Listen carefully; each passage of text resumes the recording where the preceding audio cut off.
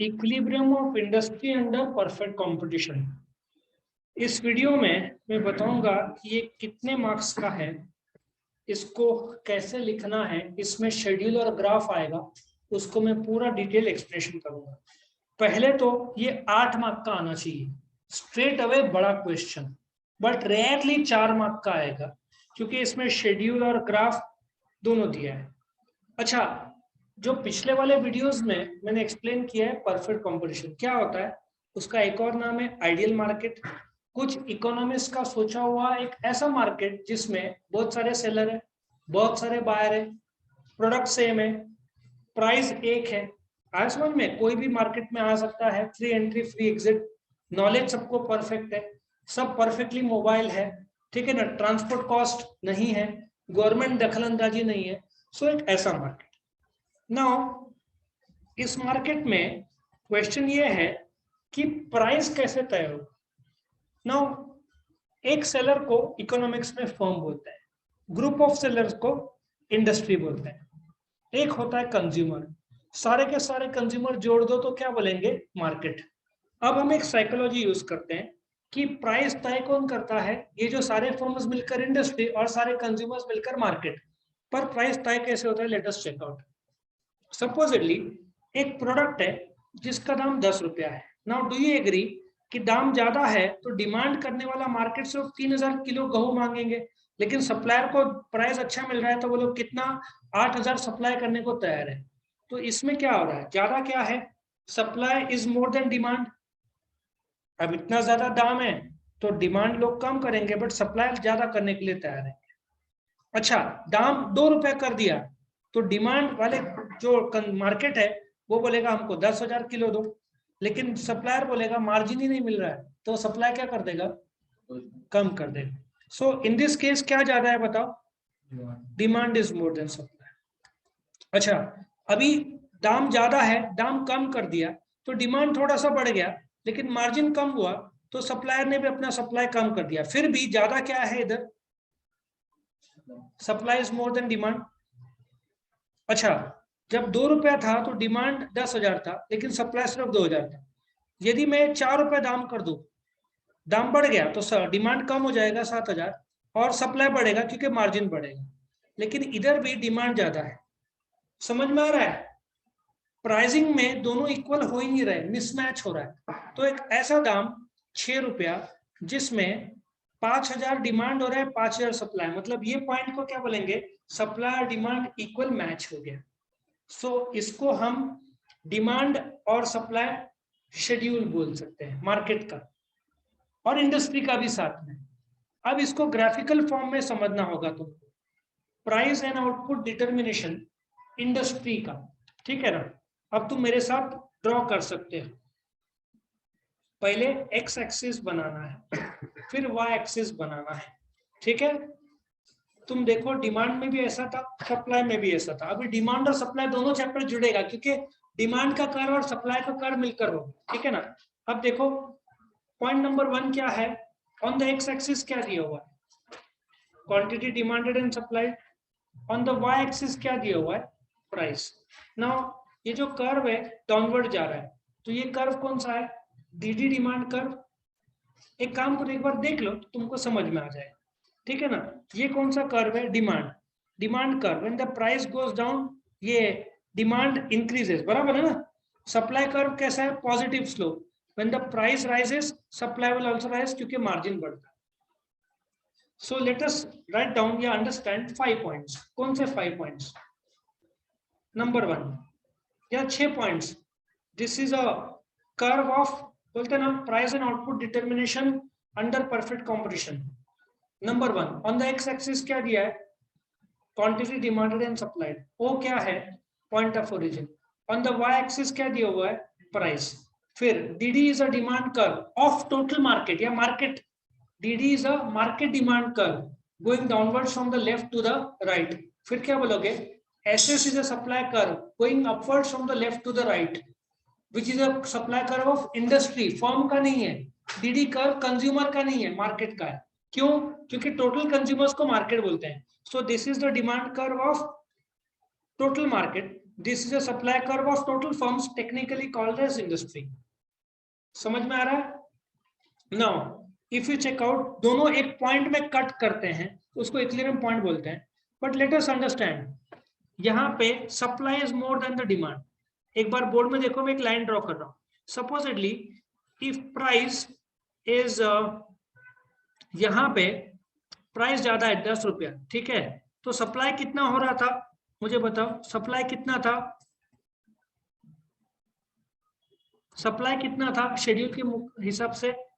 10 रुपया प्राइस था, तो सप्लाई कितना था?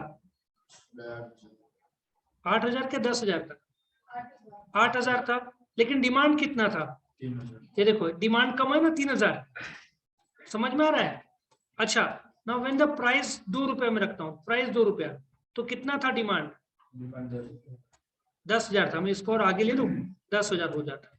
लेकिन सप्लाई कितना था? ये रहा, ये पॉइंट इधर कट कर रहा है, तो ये 2,000। समझ में आया?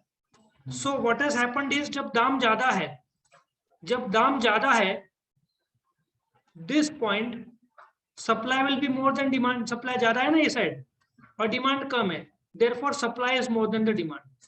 और यदि दाम कम हो गया तो डिमांड देखो ज्यादा है तो सप्लाई कम है। तो व्हाट डू यू अंडरस्टैंड कि नीचे demand is more than supply, do you agree? और इक्विलिब्रियम ना इक्विलिब्रियम पॉइंट के ऊपर हो रहा है ना नीचे हो रहा है। ये कौन सा था? Do you agree? 5,000 यूनिट्स में दोनों ने एग्री किया था ना। कौन से दाम में? क्या दाम था बताओ? 6 रुपया। अब एक बार बोर्ड में देख लेना, ये 6 रुपया। अब मैं तुमको कम से कम 10 पॉइंट कोशिश करता हूं बताने का, तुमको रट्टा नहीं मारना है। स्टार्ट करोगे number 1, on the X axis क्या दिया है? Quantity demanded and supplied is given, O is a point of origin. On the Y axis क्या दिया है? Price is given. Number 4, DD is a demand curve which goes, DD is a market demand curve, सिर्फ demand curve नहीं बोलना, DD is a market demand curve which goes rounded from the left to the right. It has a negative slope भी, extra line बोल सकते हो। SS is a total supply of all the firms put together called as industry. कितने point में? 5। अभी अपन और बढ़ाते हैं। The demand curve and supply curve cut each other at point E. छठवा। 7वां, the point E is called as equilibrium point. 8वां, above the equilibrium point supply is more than the demand. ये रहा, इक्विलिब्रियम पॉइंट के ऊपर क्या जा रहा है? Below the equilibrium point. 9वां point, demand is more than the supply. At a point where both of them agree is called as equilibrium point test. Bonus 11वां point. OP is the equilibrium price at the equilibrium point. बराबर ना? ये equilibrium point में जो price है 6 रुपया। OQ is the equilibrium quantity at the equilibrium point 5,000. This is the price which is fixed by the industry and market put together. ये industry का drawing है, ठीक है, सप्लाई कर्व। ये मार्केट का ड्राइंग है, दोनों ने मिलकर तय किया, और ये 6 रुपया। So what happens to the firm? Firm must accept. ये फर्म, ये देखो, ये इतने सारे, ये सबको जोड़ दो, ये सबको जोड़ दो तो क्या बन जाएगा? इंडस्ट्री। और सिंगल सिंगल क्या बन जाएगा? फर्म। और सिंगल जो फर्म है उसको प्राइस लेना पड़ेगा जो इंडस्ट्री ने तय किया। So do you agree that ये जो 6 रुपया था which is fixed by the market and industry put together, ये 6 रुपया सिंगल सेलर को प्राइस स्वीकारना पड़ेगा। Therefore the firm under perfect competition is a price taker. Who is a price maker? Industry and market. So अभी इसको एक और देखो, ये दाम तय हुआ ना, OP is the equilibrium quantity. और एक और चीज बताऊंगा, ये ड्राइंग तुमने अभी थोड़ी देर पहले देखा था, ये किसका था? इंडस्ट्री का था। और do you also agree that firm is one small part of the industry?